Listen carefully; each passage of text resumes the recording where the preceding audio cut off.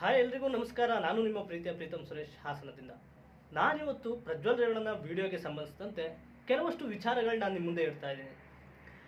MP ಎಲೆಕ್ಷನ್ಗೆ 4-5 ದಿನ ಇರೋ ಹಾಗೆ ಹಾಸನದ ಜನರ ನಿದ್ದೆ ಕೆಡಿಸಿದ್ದಂಥ ಒಂದು ಪೆನ್ ಡ್ರೈವ್ ಇವತ್ತು ಇಡೀ ಭಾರತ ದೇಶದಾದ್ಯಂತ ಸದ್ದು ಮಾಡ್ತಾ ಇದೆ. ಈ ವಿಡಿಯೋಗಳು ಆಗಲೇ ತುಂಬ ವೈರಲ್ ಆಗಿದೆ, ತುಂಬ ಜನರು ವಾಟ್ಸಪ್ಪಲ್ಲಿ ಹರಿದಾಡ್ತಾ ಇದೆ.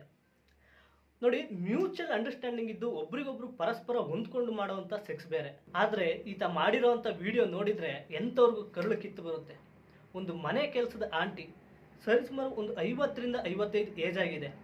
ಇವರು ತಾತ ತಂದೆಯವರು ಬಂದಾಗ ಅಡುಗೆ ಮಾಡಿಕೊಡೋಕ್ಕಿದ್ದಂಥ ಆಂಟಿ, ತಾಯಿ ಸಮಾನ. ಇಂಥವ್ರನ್ನೂ ಕೂಡ ಬಿಡದೆ ಕಾಡಿಸಿದ್ದಾನೆ ಈ ಪ್ರಾಣಿ. ಒಂದು ಕಾಡು ಪ್ರಾಣಿಗಾದರೂ ಒಂದು ಚೂರು ಕನಿಕರ ಇರುತ್ತೆ, ಈ ಪ್ರಾಣಿಗಿಲ್ಲ. ಬರೋಬ್ಬರಿ 2976 ವಿಡಿಯೋಗಳು, ಸರಿ ಸುಮಾರು 3000 ವಿಡಿಯೋಗಳು. ಯಾವ ಪ್ರಾಣಿ ಇವನು? ಇದು ಭಾರತ ದೇಶನೇ ಕಂಡು ಕೇಳರಿದಂಥ ದೊಡ್ಡ ಸೆಕ್ಸ್ ಸ್ಕ್ಯಾಂಡಲ್ ಇದು. ದೊಡ್ಡ ದೊಡ್ಡ ಅಧಿಕಾರಿಗಳಿಂದ ಹಿಡಿದು ಆದಿವಾಸಿ ಮಹಿಳೆಯರ ತನಕ ಇವನ ವಿಕೃತತನವನ್ನು ಮೆರೆದಿದ್ದಾನೆ. ಈತನ ತಾತ ರಾಜಕಾರಣಿ, ಚಿಕ್ಕಪ್ಪ ರಾಜಕಾರಣಿ, ತಂದೆ ರಾಜಕಾರಣಿ, ತಾಯಿ ರಾಜಕಾರಣಿ.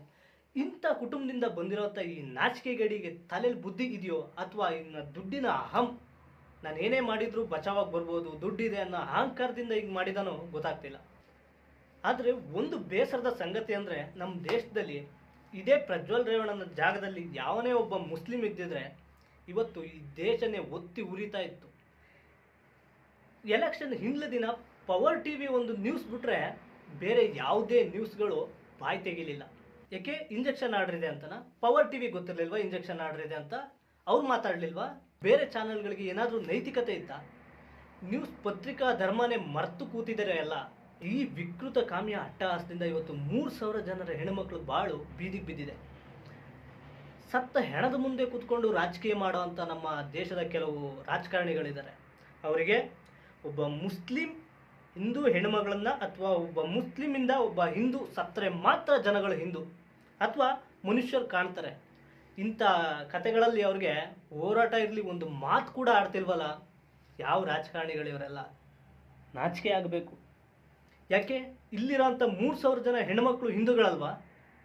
ಆದರೆ ನಮ್ಮ ದೇಶದಲ್ಲಿ ಇಂಥ ಒಬ್ಬ ರಾಜಕಾರಣಿ ಎಲೆಕ್ಷನ್ ದಿನ ವೋಟ್ ಹಾಕ್ತಾನೆ, ವೋಟ್ ಹಾಕ್ಬಿಟ್ಟು ಜರ್ಮನಿಗೆ ಹೋಯ್ತಾನೆ, ಅದು ಕೂಡ ರೆಡ್ ಪಾಸ್ಪೋರ್ಟ್ ಇಟ್ಕೊಂಡು. ಎಂಥ ನಾಚಿಕೆಗೇಡಿನ ಸಂಗತಿ. ಇವನಿಗಂತೂ ಮಾನ ಮರ್ಯಾದೆ ಏನೂ ಇಲ್ಲ, ಮುರಿದು ಕೂತಿದ್ದಾನೆ. ಆದರೆ ಈ ವಿಡಿಯೋ ಬಿಟ್ಟವ್ರಿಗಾದರೂ ಸ್ವಲ್ಪನಾದರೂ ಸೌಜನ್ಯ ಬೇಡವಾ? ಎಷ್ಟು ಜನ ಹೆಣ್ಮಕ್ಳು ಮುಖನ ಹಾಗೆ ಬಿಟ್ಟಿದ್ದೀರಾ? ಒಂದು ಚೂರು ಬ್ಲರ್ ಮಾಡಿ ಬಿಡಬೇಕು ಅನ್ನೋಷ್ಟು ಕಾಮನ್ ಸೆನ್ಸ್ ಇಲ್ಲ. ರಾಜಕೀಯ ಏನೇ ಇರಲಿ, ಇಷ್ಟು ಜನ ಹೆಣ್ಮಕ್ಳ ಜೀವನದ ಜೊತೆ ಆಟ ಆಡೋದು ತುಂಬ ದೊಡ್ಡ ತಪ್ಪು. ಇದು ಇವತ್ತು ನೆನ್ನೆದಲ್ಲ ಕತೆ.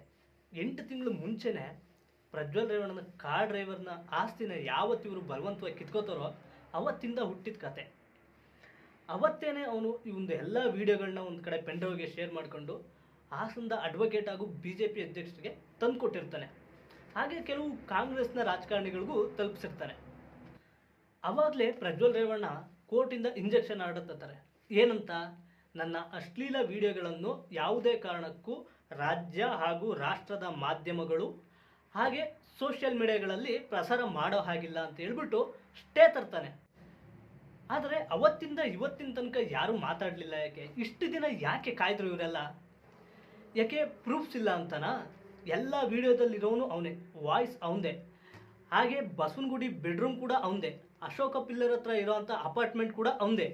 ವಿಡಿಯೋ ಕಾಲ್ಗಳಲ್ಲಿ ಇರೋದು ಯಾರು? ಇವನ ವಿಕೃತತನದ ಪರಮಾವಧಿ ಎಷ್ಟಿದೆ ಅಂತ ಹೇಳಿದ್ರೆ, ಇವನು ಸೆಕ್ಸ್ ಮಾಡಬೇಕಾದ್ರೆ ಸಿ ಬ್ರೋ ಅಂತ ಒಬ್ಬರು ಫ್ರೆಂಡ್ಸ್ಗೆ ವಿಡಿಯೋ ಕಾಲ್ ಮಾಡ್ಕೊಂಡು ತೋರಿಸ್ಕೊಂಡು ಸೆಕ್ಸ್ ಮಾಡ್ತಾನೆ. ಇದನ್ನ ತೋರ್ಸೋಕ್ಕಾಗಲ್ಲ, ಕೇಳಿಸ್ಕೊಳ್ಳಿ ಹಾಗೇನೆ. ಇಷ್ಟೆಲ್ಲ ಇದ್ದೂ ಕೂಡ ಇನ್ನೂ ಅವನು ಟಚ್ ಮಾಡೋಕ್ಕಾಗಿಲ್ಲ. ಅದೇ ಒಬ್ಬ ಜನಸಾಮಾನ್ಯ ಆಗಿದ್ದಿದ್ರೆ ಇವ್ರಿಗೆ ಇಷ್ಟೊತ್ತಿಗೆ ಯಾವುದೇ SIT ತನಿಖೆ ಬೇಕಾಗಿರಲಿಲ್ಲ, FSL ರಿಪೋರ್ಟ್ ಬೇಕಾಗಿರಲಿಲ್ಲ. ಮೊದಲು ಅರೆಸ್ಟ್ ಮಾಡಿ ನಂತರ ತನಿಖೆಗಳನ್ನ ಮಾಡ್ತಾಯಿದ್ರು. ಬಡವ್ರಿಗೊಂದು ನ್ಯಾಯ, ದುಡ್ಡಿದ್ದವ್ರಿಗೊಂದು ನ್ಯಾಯ. ಇವತ್ತು ದಿಲ್ಲಿ ಮಹಿಳಾ ಆಯೋಗದ ಅಧ್ಯಕ್ಷೆ ಸ್ವಾತಿ ಮಲಿಫರ್ ಇವನು ಎಲ್ಲೇ ಯಾವುದೇ ಪ್ರಪಂಚದ ಮೂಲೆಯಲ್ಲಿದ್ದರೂ ಕೂಡ ಇವನ್ನ ಹುಡುಕಿ ತಕ್ಕ ಶಿಕ್ಷೆ ಕೊಡಬೇಕು ಅಂತ ಹೇಳಿ ಕಿಡಿಕಾರಿದ್ದಾರೆ. ಹಾಗೇನೆ ಇನ್ನಾದರೂ ರಾಜ್ಯ ಹಾಗೂ ಕೇಂದ್ರ ಸರ್ಕಾರಗಳು ಇವನ ವಿಚಾರದಲ್ಲಿ ರಾಜಕೀಯ ಮಾಡ್ದಲೇ ನ್ಯಾಯಯುತವಾದ ತನಿಖೆ ಮಾಡಿ ಇವನಿಗೆ ತಕ್ಕನಾದಂಥ ಶಿಕ್ಷೆ ಕೊಟ್ಟು ಹಾಗೆ ಈ ನೊಂದಂಥ ಹೆಣ್ಣು ಮಕ್ಕಳಿಗೆ ನ್ಯಾಯ ಕೊಡಿಸ್ಬೇಕಾಗಿ ಈ ಮೂಲಕ ಕೇಳ್ಕೊತಾ ಇದ್ದೇನೆ.